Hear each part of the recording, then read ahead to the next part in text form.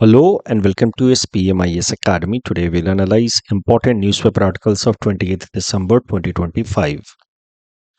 Please note you can download the PDF version of today's newspaper analysis by clicking the link given in the comment section. This is the list of the topics that we'll be covering from today's newspaper. The first topic is about future of India-Bangladesh relations. Important from our syllabus GS paper 2 international relations point of view. Current news देखते हैं तो committee on external affairs ने एक report table किया in Lok Sabha titled future of India Bangladesh relationship. आप सबको पता है कि जब से शेख हसीना गवर्नमेंट रिमूव की गई है from Bangladesh in August last year, तब से भारत और बांग्लादेश के रिलेशंस थोड़े से स्ट्रेन्ड हो गए हैं and Bangladesh has shown a strategic divergence away from India. दोनों के रिलेशंस काफ़ी ख़राब हो रहे हैं सिंस देन, क्योंकि उस वक्त तक की जो सरकार थी शेख हसीना जी की सरकार और उनकी party Awami League has always been considered very close to India. और जो गुस्सा फूटा लोगों का शेख हसीना के अगेंस्ट, फिर शेख हसीना जी को भारत ने रिफ्यूज भी दिया। तो इस कारण से अब जो वहाँ के प्रोटेस्टर्स हैं, जो वहाँ की करंट रेजीम है, वो एंटी इंडिया स्टैंस डेवलप कर रही है धीरे धीरे। और इसी कॉन्टेक्स्ट में ये रिपोर्ट पब्लिश किया गया है इन लोकसभा कि भारत और बांग्लादेश के रिलेशंस खराब हो रहे हैं और इसके लिए अब क्या क्या किया जाना चाहिए। तो इस रिपोर्ट की मदद से हमें बहुत कुछ सीखने को मिलेगा। अगर मेंस में कोई प्रश्न आता है तो उसके लिए वे फॉरवर्ड लिखने में काफ़ी हमें मदद मिलेगी with help of this report. तो समझते हैं इस रिपोर्ट के बारे में। सबसे पहले इस रिपोर्ट में हाईलाइट किया गया है the challenges faced by India because of current situation in Bangladesh. सबसे पहला चैलेंज है सिक्योरिटी के फॉर्म में, क्योंकि बांग्लादेश और भारत के बीच में लगभग 864 किलोमीटर का लॉन्ग बॉर्डर है और वो बॉर्डर प्रॉपरली फेंस्ड नहीं है। रग्ड टोपोग्राफी है, रिवर्स हैं, माउंटेन्स हैं। इस कारण से despite are paramilitary forces guarding the border, वहाँ से पॉसिबिलिटी है कि इलीगल इन्फ्लक्स हो from Bangladesh side to Indian states. Already Indian states जो बॉर्डर में है जैसे कि West Bengal and Assam are struggling because of illegal infiltrators from Bangladesh and now this infiltration may further rise because of the current turbulence in Bangladesh. Plus जो north east के अंदर active insurgent groups हैं, NSCN, Khaplang या फिर even alpha, they may gate refuge in Bangladesh and they may start anti India operations. तो ये सब security challenges निकल करके आ रहे हैं for India because of current political turmoil in Bangladesh. उसके अलावा जो बांग्लादेश की करंट रेजीम है या वहाँ के जो लोग हैं वो अब एंटी इंडिया सेंटिमेंट्स को हार्बर कर रहे हैं, तो उसका इम्पैक्ट अब water sharing agreements between India and Bangladesh पे भी पड़ेगा। भारत और बांग्लादेश के बीच में 54 ट्रांस बाउंड्री रिवर्स हैं और ज़्यादातर रिवर्स के लिए कोई एक प्रॉपर वाटर शेयरिंग एग्रीमेंट है नहीं। गंगा वाटर को लेकर के काफ़ी लंबे समय तक भारत और बांग्लादेश के बीच में डिस्प्यूट रहा। बाद में जाकर के गंगा वाटर ट्रीटी साइन हुई 1996 में 30 साल के लिए। वो ट्रीटी भी नेक्स्ट ईयर एक्सपायर होने वाली है। तो उसके बाद से Ganga water which is very important for both countries, उसको लेकर के डिस्प्यूट दोनों देशों के बीच में वापस से खुल सकता है। गंगा वाटर को लेकर के दोनों देशों के बीच में डिफरेंसेस इतने हो गए थे कि इवन अवामी लीग की गवर्नमेंट जब बांग्लादेश में थी तो उसने भी एंटी इंडियन स्टैंस लेना शुरू कर दिया था पहले, और तब जाकर के गंगा वाटर ट्रीटी साइन हुई जिसके बाद वापस से दोनों देशों के रिलेशंस नॉर्मल हुए थे। तो गंगा वाटर की शेयरिंग को लेकर के दोनों ही देश काफ़ी विजिलेंट रहेंगे और अगर गंगा वाटर ट्रीटी रिवाइव नहीं हुई 2026 से पहले तो फिर दोनों देशों के बीच में टेंशन्स और बढ़ जाएंगे। एग्जिस्टिंग कई सारे रिवर्स हैं जिनकी वाटर शेयरिंग को लेकर के ऑलरेडी डिसएग्रीमेंट है। उसमें सबसे महत्वपूर्ण है Teesta river originating from Sikkim and then enters into Bangladesh. उसके अलावा ट्रेड इम्बैलेंसेज हैं दोनों देशों के बीच में। लगभग $14 बिलियन के आसपास का ट्रेड होता है भारत और बांग्लादेश के बीच में हर साल, लेकिन mostly it is skewed in favour of India, यानी कि हम लगभग $10 बिलियन के आसपास का सामान बेचते हैं और बांग्लादेश से सिर्फ $4 बिलियन के आसपास का सामान हम इंपोर्ट करते हैं। तो इस कारण से भी बांग्लादेश के जो यंगस्टर्स हैं, यूथ हैं, बिजनेसेस हैं, उनको लगता है कि भारत के साथ उनके जो रिलेशंस हैं उससे उनको नुकसान ज़्यादा हो रहा है, फ़ायदा कम हो रहा है। उसके अलावा because Bangladesh is diverging away from India, तो China is getting an advantage and China is now strengthening its footprint in Bangladesh and becoming powerful in proximity of India, which is a concern for India because if China strengthens its footprint in Bangladesh, that means China is coming close to our Siliguri corridor, which is one vulnerability of India. Bangladesh के अंदर already कुछ infrastructure projects China कर रहा है, जैसे कि Mongla port upgradation या पेकुआ submarine base development. तो now China is getting more and more accessibility in Bangladesh, which is a strategic and security concern for India. Plus ये जो करेंट रेजीम आई है बांग्लादेश के अंदर, ये कहीं ना कहीं ऑर्थोडॉक्स इस्लामिक सेंटिमेंट्स को डायरेक्टली या इनडायरेक्टली फोमेंट कर रही है और उसका इम्पैक्ट देखने को मिल रहा है in form of attacks on religious minorities इन बांग्लादेश। तो ये सब कुछ कंसर्न्स हैं जो बांग्लादेश से निकल करके आ रहे हैं भारत के लिए। इसके लिए सॉल्यूशन भी सजेस्ट किया गया है इसी रिपोर्ट में, and that is why I said this report is going to be important from mains perspective, कि आने वाले टाइम में क्या किया जा सकता है। तो the report suggest that government should utilize track 2 and track 1.5 diplomacy। तो यहाँ पे थोड़ा समझते हैं about these terms with respect to international relations, track 1, track 1.5 and track 2 diplomacy. देखिए, दो देशों के बीच में जब सीधा उनके गवर्नमेंट टू गवर्नमेंट नेगोशिएशंस होते हैं तो इस तरह की एक्टिविटी को कहा जाता है ट्रैक 1 डिप्लोमेसी। जब हेड ऑफ द स्टेट्स या फिर ऑफिशियल्स रिप्रेजेंटिंग द गवर्नमेंट वो सीधा इंटरैक्ट करते हैं तो दो देशों के बीच की इस डिप्लोमेसी को कहा जाता है ट्रैक 1 डिप्लोमेसी। उसके अलावा ट्रैक 2 डिप्लोमेसी होती है when unofficial dialogue led by academicians, NGO leaders, religious leaders, civil society members होती है। जैसे मान लीजिए कि भारत की कोई एनजीओ है, वो बांग्लादेश के एनजीओ के साथ मिल करके अर्थक्वेक रिलीफ पे काम कर रही है। भारत के एकेडमिशियंस बांग्लादेश के एकेडमिशियंस के साथ मिलकर के पॉवर्टी एलिविएशन के ऊपर कोई रिपोर्ट पब्लिश कर रहे हैं, तो इसको कहा जाता है ट्रैक 2 डिप्लोमेसी। ट्रैक 1.5 डिप्लोमेसी जो है वो 1 एंड 2 के बीच का है, जहां पे ऑफिशियल्स भी मिल रहे हैं, साथ ही साथ जो नॉन ऑफिशियल एक्टर्स हैं वो भी आपस में इंगेज कर रहे हैं।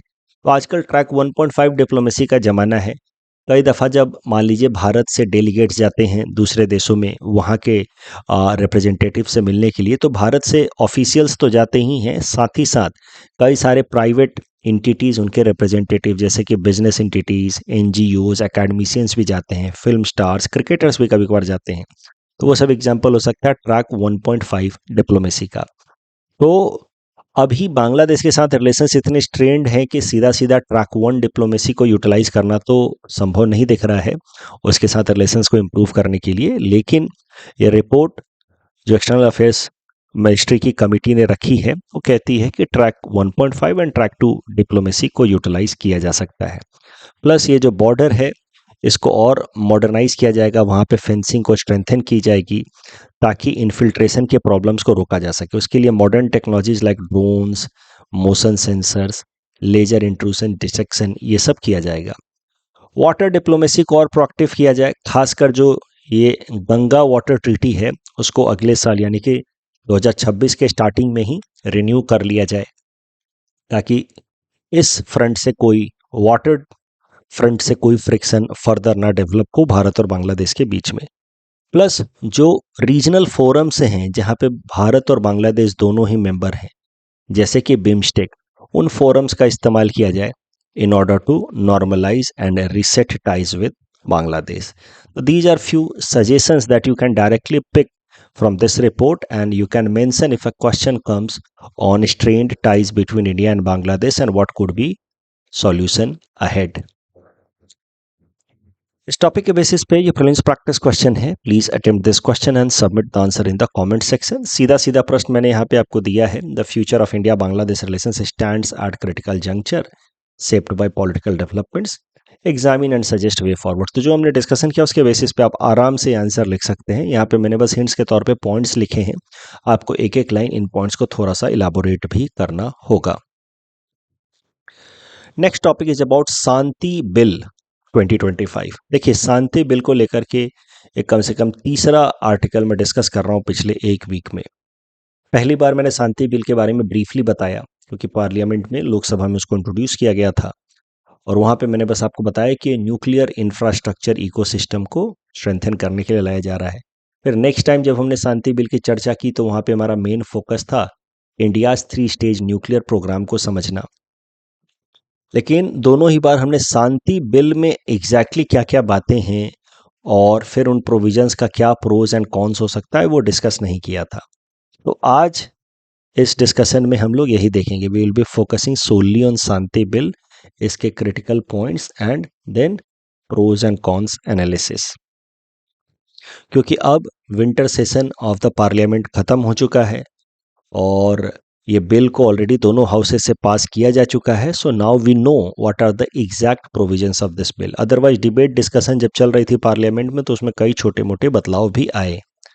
सो now we are going to see this bill again, important from our syllabus GS paper 3 Indian economy point of view. Shanti bill, जिसका नाम है sustainable harnessing and advancement of nuclear energy for transforming India, has been passed by both houses of the parliament. तो अब इसको president approval मिलने के बाद it will become a law ready for enactment.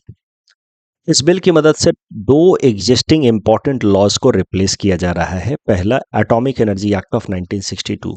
ये जो कानून था 1962 वाला, इसकी मदद से भारत के अंदर जो एटॉमिक एनर्जी एक्टिविटीज हैं both for peaceful and military purposes, उनसे संबंधित नियम कानून बनाए जाते थे। तो ये कानून प्रिंसिपल लॉ था एटॉमिक एनर्जी एक्टिविटीज को मैनेज करने के लिए। अब उसके जगह पे शांति एक्ट लाया जाएगा। दूसरा, civil liability for nuclear damage act of 2010, इसको रिप्लेस करके अब शांति एक्ट लाया जाएगा 2025 वाला।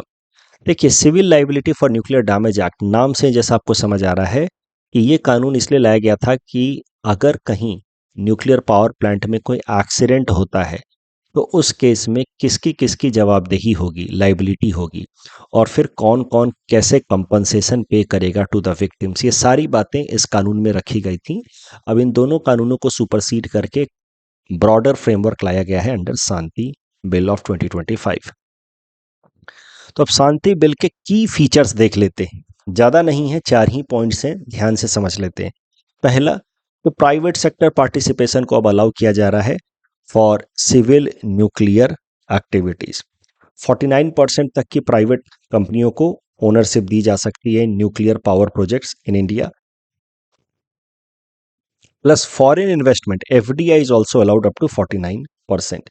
लेकिन जो न्यूक्लियर पावर जनरेशन से रिलेटेड क्रिटिकल एक्टिविटीज़ हैं, जैसे कि यूरेनियम का इनरिचमेंट या nuclear waste management, that still will be under exclusive control of central government. जो क्रिटिकल एक्टिविटीज़ हैं जिससे डैमेजेस होने की संभावना है इकोसिस्टम को या पब्लिक हेल्थ को, वो क्रिटिकल एक्टिविटीज़ पूरी तरीके से भारत सरकार की एजेंसीज ही मैनेज करेंगी। लेकिन जहाँ तक पावर जनरेशन का सवाल है, कॉमर्शियल एक्टिविटीज़ का सवाल है, वहाँ पे एफडीआई या फिर प्राइवेट कंपनियों को परमिट किया गया है अप टू 49% स्टेक।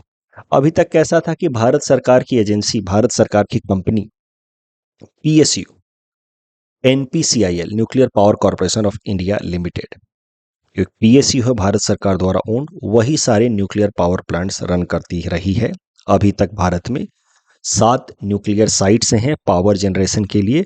वहाँ पे 24 रिएक्टर्स फंक्शनल हैं अभी तक भारत में, और उन सबको अभी तक एनपीसीआईएल ही ऑपरेट करती आई है। लेकिन अब private entities and FDI also, यानी कि फॉरेन की entities also are allowed to operate nuclear power generations in India, but the critical activities still will be managed by government agencies. So I hope first point is clear, private sector participation has been allowed. दूसरा point सबसे महत्वपूर्ण है, तो ध्यान से समझिएगा। ये जो civil liability for nuclear damage act 2010 वाला था, ये एक मेजर बॉटल नेक या दूसरे शब्दों में आप कहें तो हिंड्रेंस प्रूफ हो रहा था इन promoting nuclear power production in India. क्योंकि जो पुराना कानून था इसके हिसाब से जो सप्लायर्स थे, न्यूक्लियर पावर प्लांट के जो इक्विपमेंट सप्लायर्स थे, they could also be held liable for any nuclear accident and they would also be made to pay compensation in case of some accident. इस कारण से फ्रांस के, America के जो nuclear supplier कंपनियां थीं, जो न्यूक्लियर टेक्नोलॉजी या न्यूक्लियर इक्विपमेंट सप्लाई कर सकती थीं, they were hesitating in starting nuclear operations या supplying nuclear equipments in India.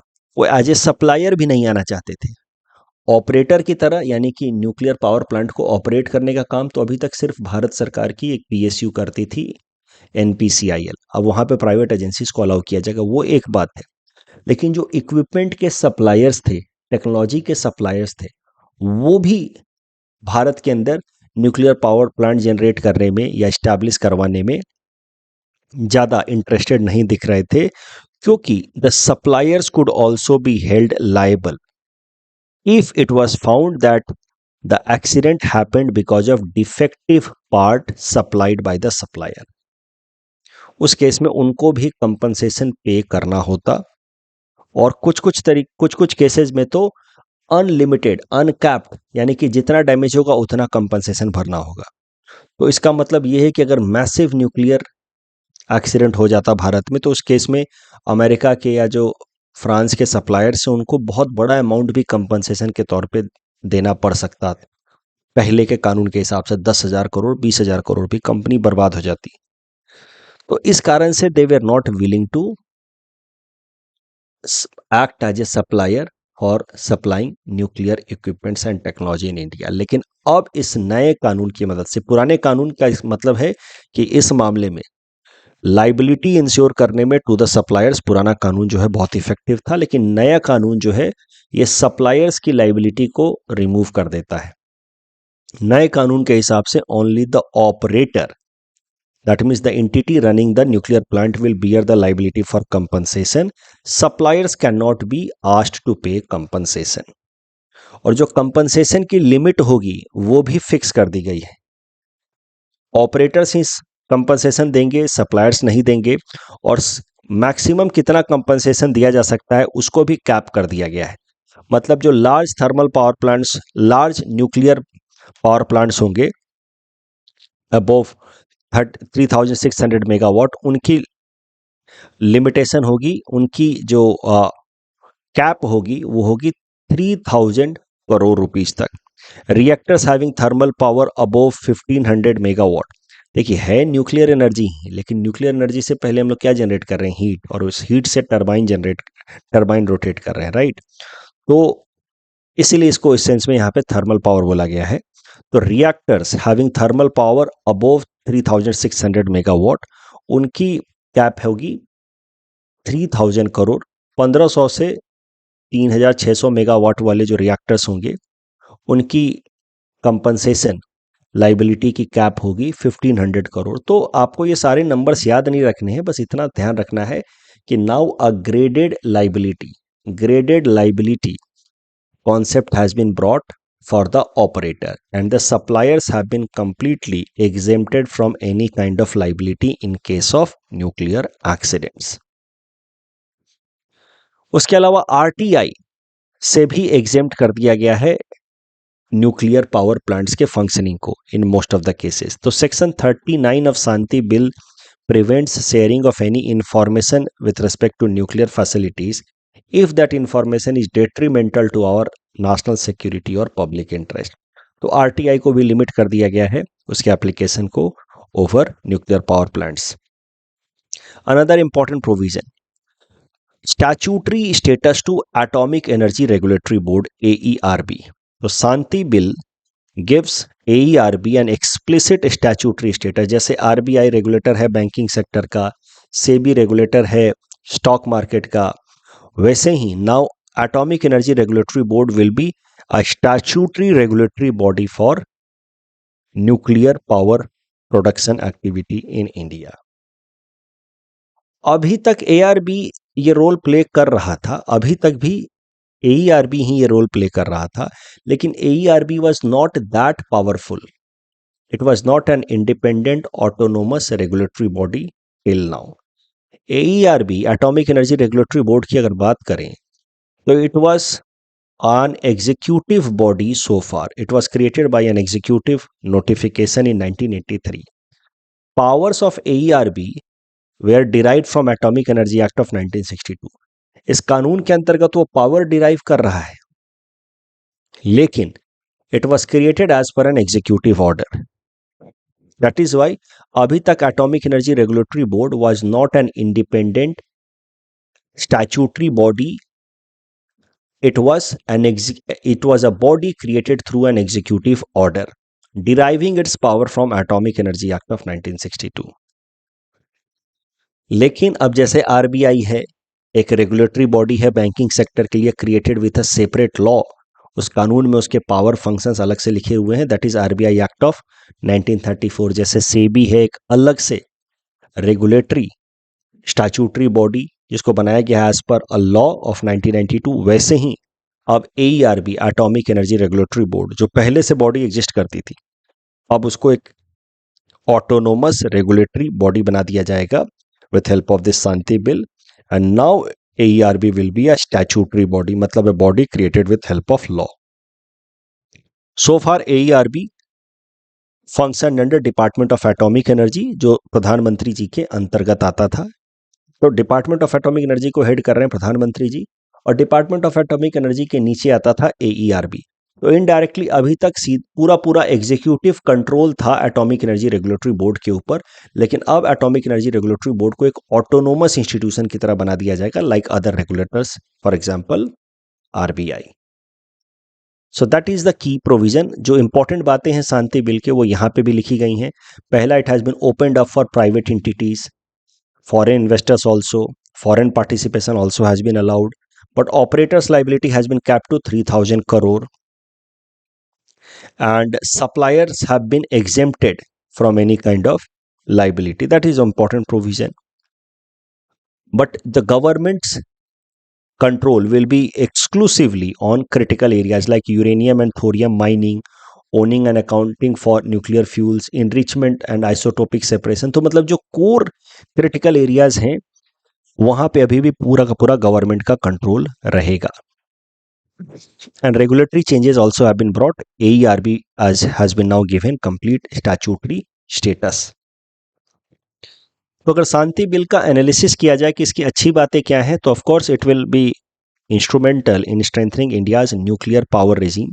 Bharat का जो लक्ष्य है 20% न्यूक्लियर पावर प्रोडक्शन करें बाय 2047, जितना भी हमारा पावर जनरेट हो रहा है उसका 20% न्यूक्लियर फॉर्म में हो, एंड ओवरऑल 2047 तक हमारा लक्ष्य है 100 gigawatt of nuclear energy produce करने का। मतलब दूसरे शब्दों में कहें तो 2047 तक भारत चाहता है कि 500 गीगावाट ऑफ इलेक्ट्रिसिटी हम जनरेट करें, उसमें से 20% यानी कि 100 gigawatt should be in the form of nuclear power.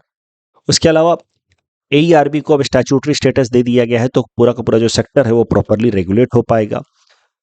Investors का जो कंसर्न था, पहले क्यों सप्लायर्स सप्लाई नहीं करना चाहते थे, क्योंकि उनके ऊपर लाइबिलिटी, ओपन एंडेड लाइबिलिटी का प्रोविजन था। अब वो कंसर्न जो है काफ़ी हद तक रिमूव कर दिया गया है with removal of suppliers liability. So now it is expected कि the foreign suppliers from US, France would now proactively participate. Otherwise कई सारे ऐसे न्यूक्लियर पावर प्लांट जो हैं उनका कंस्ट्रक्शन बीच में फंसा हुआ है, स्टॉल हुआ पड़ा है न्यूक्लियर पावर प्रोजेक्ट्स, बिकॉज उनके जो सप्लायर्स हैं वो अब उस प्रोजेक्ट को इम्प्लीमेंट नहीं करना चाह रहे थे बिकॉज ऑफ द लाइबिलिटी। तो 2010 से पहले पहले तक कई सारे ऐसे जो न्यूक्लियर पावर प्लांट्स बनाए जा रहे थे, जो एग्रीमेंट साइन हो गए थे 2010 से पहले, वो अभी तक वो प्लांट्स नहीं बनाए गए हैं क्योंकि जब 2010 में एक कानून आया तो उसके बाद से many suppliers have developed cold feet कि नहीं, हम लोग अब भारत में न्यूक्लियर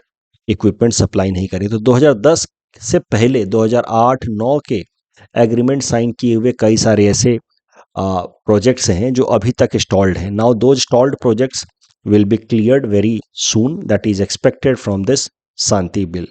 बट शांति बिल का ऑफ कोर्स आपको कंसर्न तो दिख ही गया होगा, सप्लायर की लाइबिलिटी। एक तरफ ये जो प्रोविजन है कि सप्लायर्स को लाइबिलिटी फ्री कर दिया गया है, इससे फॉरेन इन्वेस्टमेंट या फॉरेन सपोर्ट जो है वो अब ज़्यादा होगा as far as technology and equipment supply is concern. लेकिन दूसरा सेफ्टी कंसर्न तो है ही कि now suppliers have been made free from any kind of liability.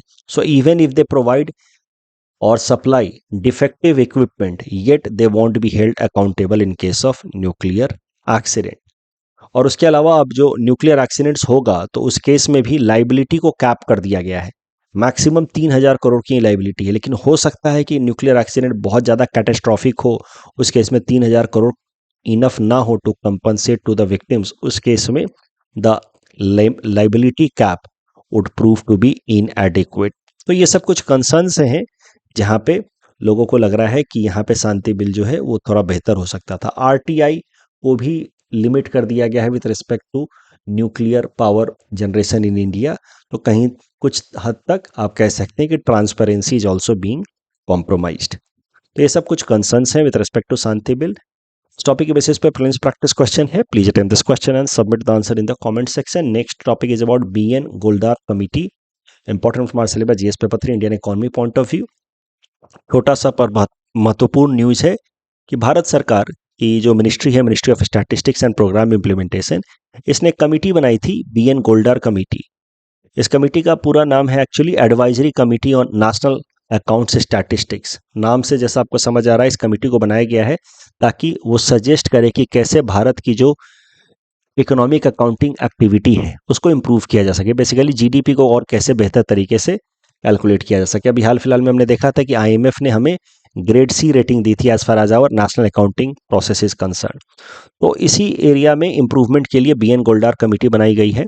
BN Goldar committee ने रिकमेंड किया है कि जो बेस ईयर है अभी के लिए जीडीपी कैलकुलेट करने के लिए 2011-12 उसको बदल करके 22-23 कर दिया जाए।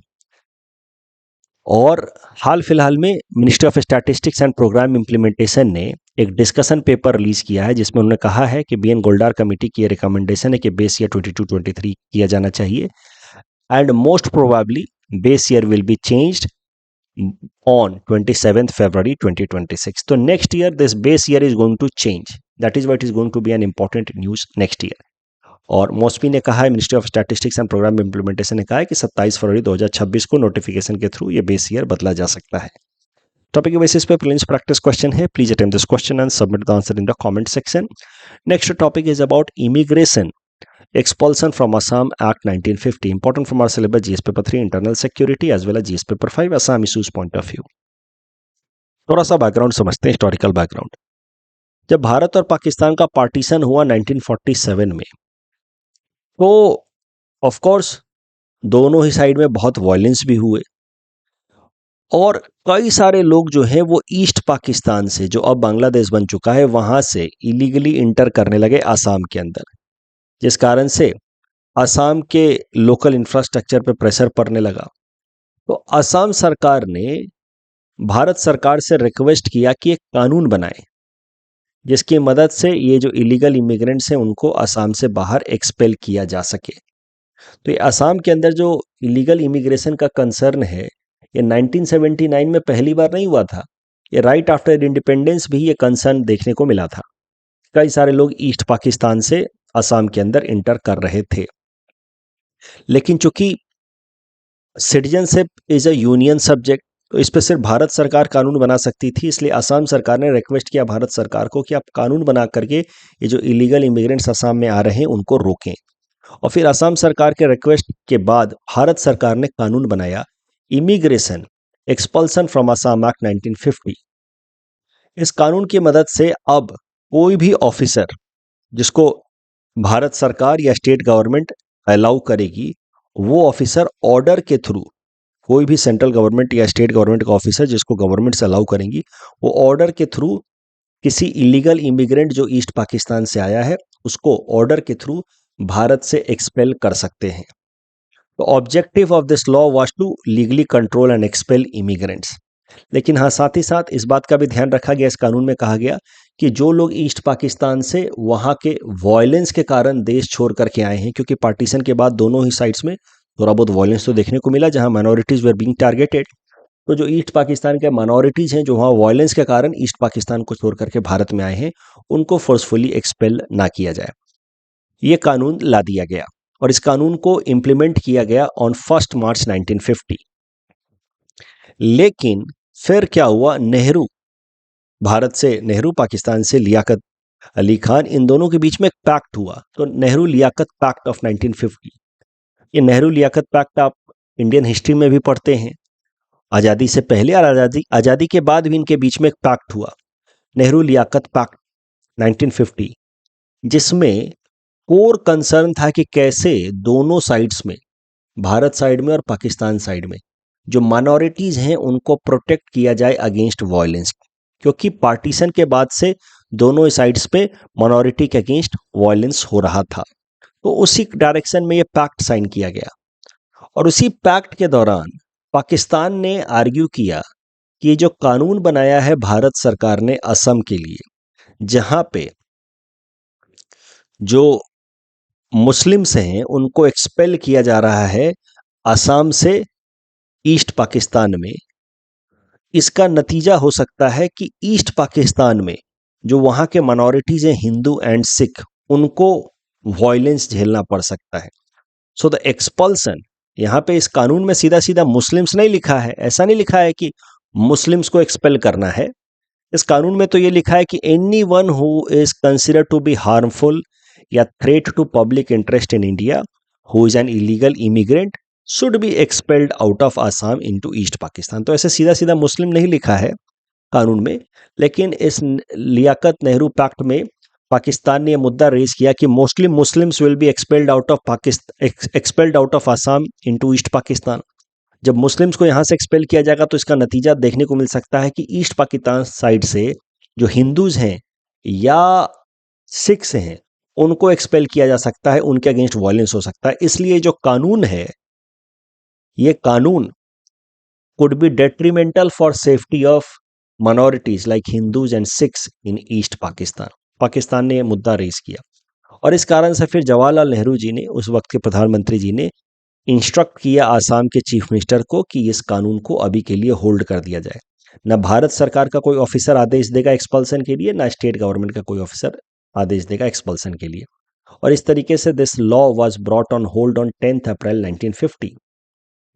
तो हार्डली 40 दिनों के लिए ये लॉ एक्टिव रहा, उसके बाद से ये लॉ डॉर्मेंट फेज में डाल दिया गया, मतलब इनएक्टिव हो गया।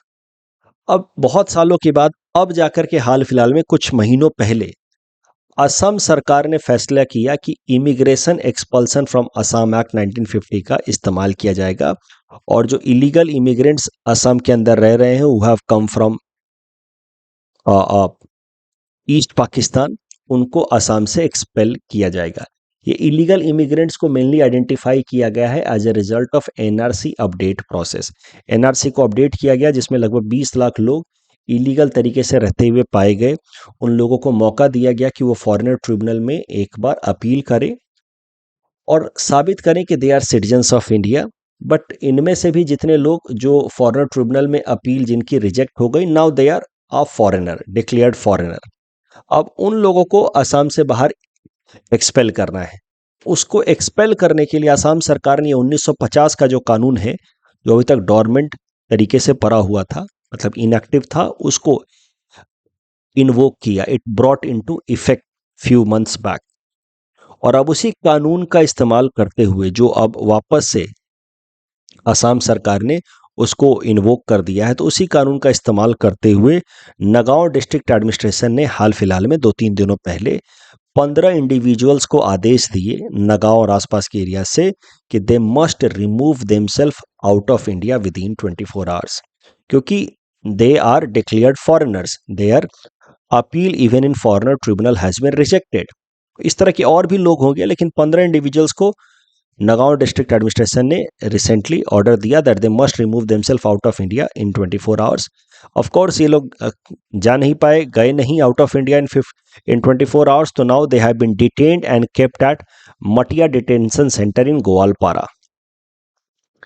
एंड वहाँ की लोकल एडमिनिस्ट्रेशन ने कहा है कि soon they will be deported out of India, इनको भारत से बाहर एक्सपेल कर दिया जाएगा, बांग्लादेश साइड में इनको सेंड कर दिया जाएगा। इस टॉपिक के बेसिस पे प्रीलिम्स प्रैक्टिस क्वेश्चन है, please attempt this question and submit the answer in the comment section. Aravalli hill से संबंधित जो प्रश्न था इसमें दोनों स्टेटमेंट्स ही गलत हैं। पूछ रहा है यहाँ पे इनकरेक्ट कौन सा है, तो दोनों ही इनकरेक्ट है। यहाँ पे 500 नहीं 100 होना चाहिए और यहाँ पे 100 नहीं 500 होना चाहिए था। जीसीसी का हिस्सा ईरान नहीं है। सेमीकंडक्टर एंड चिप से रिलेटेड तीनों स्टेटमेंट सही हैं। एंड यहाँ पे दूसरा स्टेटमेंट गलत है क्योंकि CPCB does not come under ministry of road transport and highway, it comes under ministry of environment forest and climate change. पहला स्टेटमेंट सही है। That's all from our side for today, thanks for watching.